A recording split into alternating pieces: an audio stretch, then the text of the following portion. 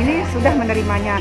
Dan untuk vaksinasi COVID sendiri ke staf, ini kan sasaran kita staf ya, itu udah kami sosialisasikan sama staf, dan mereka insya Allah menerima. Pelaksanaannya kami kerjakan dimulai besok tanggal 10 sampai 11. Jumlah semuanya adalah 79, terdiri dari 33 orang PNS dan 46 non PNS.